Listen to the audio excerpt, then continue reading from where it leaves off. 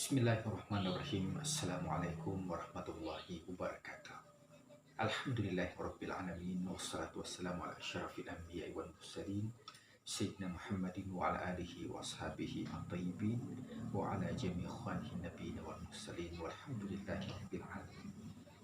Alhamdulillah, pada siang hari ini kita dipertemukan kembali dalam pembelajaran pendidikan agama Islam yang merupakan pertemuan kedua masih tentang beriman kepada Allah Subhanahu wa taala melalui Asmaul Husna.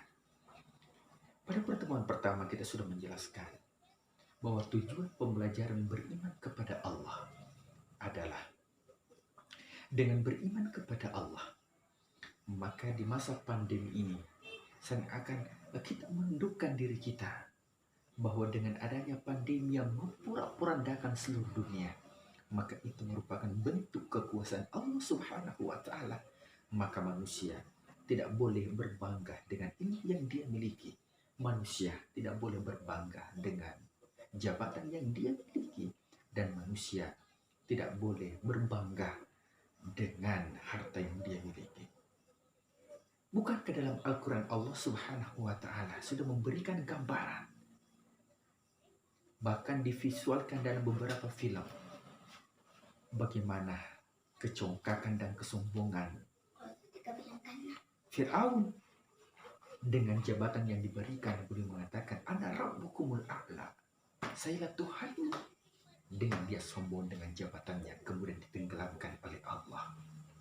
Bagaimana dengan Haman, dia sombong dengan intelektualnya, innama, bahwa sungguhnya ini merupakan kecerdasanku, kata Haman. Bagaimana dengan Qarun, dititipkan harta, dia sombong dengan hartanya, bahkan dia mengatakan innama utituhu min ilmin indi, saya dapatkan karena profesionalitas yang saya miliki, karena ilmu yang saya miliki, karena kecerdasan yang saya miliki, sehingga memperoleh harta. Maka itulah yang menyebabkan dengan kesombongan ditenggelamkan oleh Allah Subhanahu wa taala. Iblis yang kita tahu merupakan hamba Allah yang taat. Apa bentuk kedurhakaan iblis kepada Allah? Yaitu dengan kesombongan. Makanya Rasulullah SAW bersabda, la yadkhulul jannata, tidak dimasukkan ke dalam surga, man kana fi qalbihi mithqala dzarratin min khardalin, apabila dalam dirinya terdapat kesombongan, maka haram baginya mencium baunya surga. Anak-anakku sekalian yang dimuliakan Allah Subhanahu wa taala, kita sudah jelaskan bahwa tujuan pembelajaran beriman kepada Allah adalah meyakini kekuasaan Allah, apalagi di masa pandemi ini. Kemudian yang kedua, bagaimana substansi iman kepada Allah itu bisa terimplikasi dalam kehidupan sehari-hari, khususnya sebagai pelajar. Bukankah pada saat ujian ada pengawasan Allah? Bukankah pada saat ujian ada pengawasan Raqibun Atid? Maka ketika orang ujian, dia jujur dalam ujian, maka sesungguhnya itu bentuk implementasi dari iman kepada Allah. Dan yang ketiga, tujuan pembelajaran adalah bahwa dengan beriman kepada Allah melalui Asmaul Husna, maka insya Allah seorang mukmin akan teguh dalam keimanan. Anak-anakku sekalian yang dimuliakan Allah Subhanahu wa taala, pembelajaran hari ini kita masuk kepada Asmaul Husna. Apa itu asma? Definisinya asma. Asma itu dari kata ismun, mufrad, tunggal. Ketika mengatakan asma berarti jamak atau plural, berarti lebih dari dua. Maka dia mengatakan Asmaul Husna berarti nama-nama Allah husna, yang baik, yang mulia. Asmaul Husna ya diambil dari Al-Quran.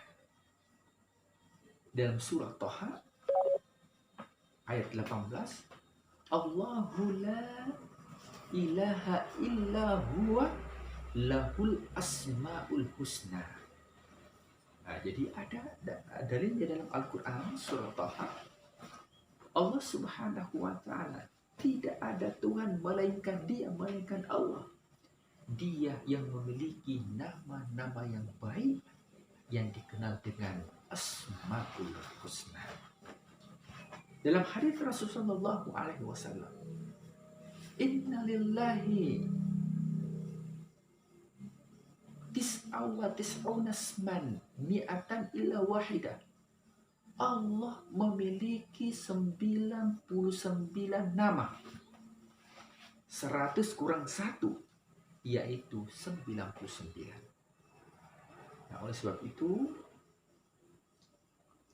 dalil tentang Asmaul Husna yang pertama didapatkan ya di surah Al-Isra, qul ida'ullaha awida'ur rahman ayyamma tad'u falahul asmaul husna. Jadi Allah memiliki asmaul husna, di antaranya disebutkan di sini adalah Allah dengan Ar-Rahman. Ya, di antara surah yang sering kita baca Anda sekalian yaitu dalam surah Al-Imran, yaitu Ayatul Kursi. Allahu la ilaha illa huwal hayyul qayyum la ta'khudhuhu sinatun wa la nawm lahu ma bis samawati wa ma fil ard man dhal ladzi yashfa'u 'indahu illa bi idhnihi ya'lamu ma bayna aydihim wa ma khalfahum wa la yuhituna bi shay'in min 'ilmihi illa bima sha'a wasi'a kursiyyuhu samawati wal ard wa la ya'uduhu hifdhuhuma wa huwal 'aliyyul 'azim. Nah, ini menjadi tugas pertama Anda sekalian, yaitu menghafal Ayatul Kursi. Yang mana Ayatul Kursi terdapat beberapa, di antaranya Asmaul Husna. Jadi ini tugas yang pertama. Yang kedua, ya, jadi dalil pertama tentang Asmaul Husna yaitu surah Al-Isra ayat 110. Jadi surah Al-Isra ayat 110. Itu dicatat baik-baik. Kemudian yang kedua Al-A'raf ayat 180. Walillahil asmaul husna fad'uhu biha. Jadi Allah memiliki asmaul husna, fad'uhu biha, maka mintalah dari asmaul husna. Oleh sebab itu seorang mukmin ia boleh bertawassul kepada Allah dengan asmaul husna.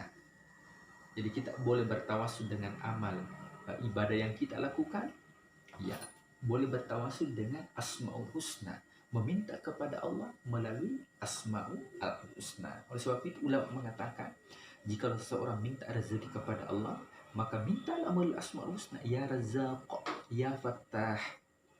Ya, kalau minta ilmu kepada Allah, ya Alim, ya Alim, mintalah kepada ilmu. Rabbi zidna ilman warzuqna fahman. Ya, kemudian ya kita masuk kepada di antara 99 nama ya Asmaul Husna, yang mana di antara 99 nama tersebut itu termuat dalam pembelajaran pendidikan agama Islam, khususnya kelas 10. Maka ini perlu dipahami bersama. Yang pertama yaitu Al-Karim. Al-Karim secara bahasa artinya maha mulia, ya maha dermawan, maha pemurah. Ya secara istilah, Allah yang maha mulia lagi maha pemurah yang memberi anugerah atau rezeki kepada semua makhluknya. Ya dalilnya dalam surah Al-Infitar ayat 6. Ya ayyuhal insanu ma gharraka bi rabbikal karim. Hai manusia, apakah yang telah memperdayakan kamu berbuat durhaka terhadap Tuhanmu yang maha pemurah? Jadi sifat Al-Karim, sifat yang pertama dalam pembelajaran Asmaul Husna, yang pertama yaitu Al-Karim, artinya mulia.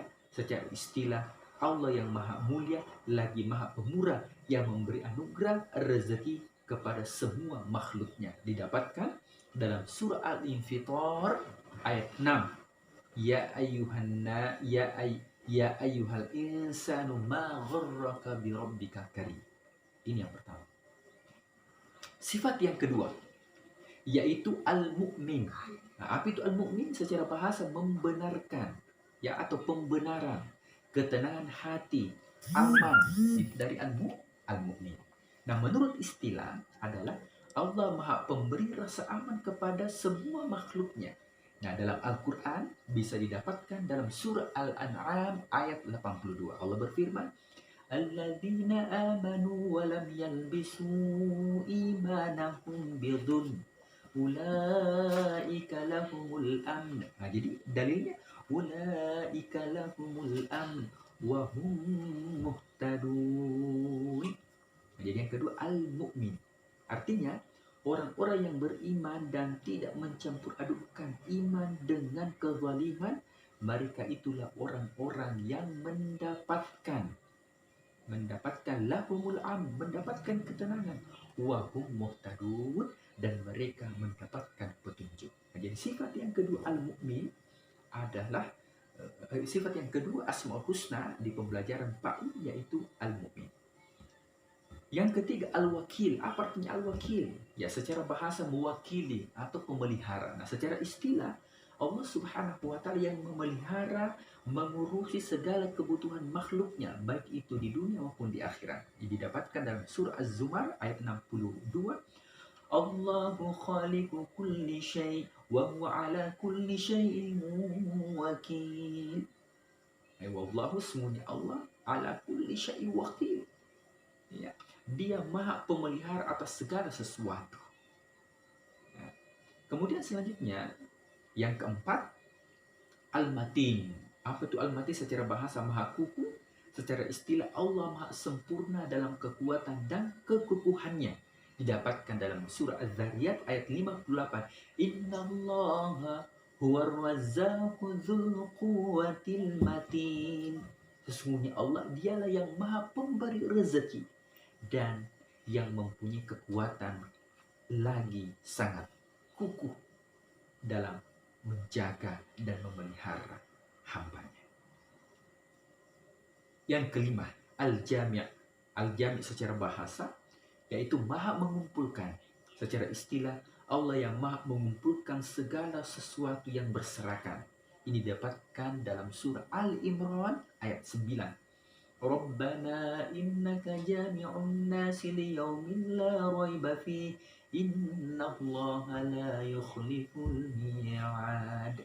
Innaka jami', yang mengumpulkan, yang menghimpun. Ya, artinya ya Tuhan kami, sesungguhnya Engkau mengumpulkan manusia untuk menerima pembalasan pada hari yang tak ada keraguan padanya. Sesungguhnya Allah tidak menyalahi janji.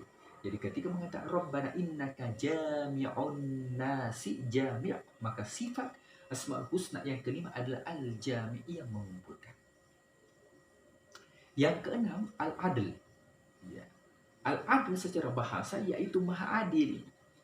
Secara istilah Allah maha adil dan keadilannya bersifat mutlak, tidak dipengaruhi oleh apapun dan siapapun. Nah, bisa didapatkan dalam surah Al-An'am ayat 115. Wa tammat kalimatu rabbika sidqan wa adla. Nah, jadi telah sempurna kalimat Tuhanmu sebagai kalimat yang benar-benar, kalimat yang benar, dan juga kalimat yang adil. Yang ketujuh, sifat Asmaul Husna yang ketujuh yaitu al-akhir. Al-akhir artinya maha akhir. Secara istilah Allah maha akhir, tidak ada sesuatu pun selain Allah. Itu didapatkan dalam surah Al-Hadid ayat 3. Huwallahu huwal awwalu wal akhir wal zahir wal batin wa huwa bikulli syai'in alim. Dia Allah yang maha awal dan juga Allah yang maha akhir. Anak-anakku sekalian yang insya Allah dimuliakan Allah Subhanahu wa Ta'ala. Jadi saya ulangi kembali bahwa sifat Asmaul Husna yang terangkum khususnya pembelajaran kelas 10 PAI, yang pertama Al-Karim, yang kedua Al-Mu'min, yang ketiga Al-Wakil, yang keempat Al-Matin, yang kelima Al-Jami', Yang keenam, al-adal. Yang ketujuh, al-akhir. Anandaku sekalian yang insya Allah dimuliakan Allah Subhanahu wa Ta'ala,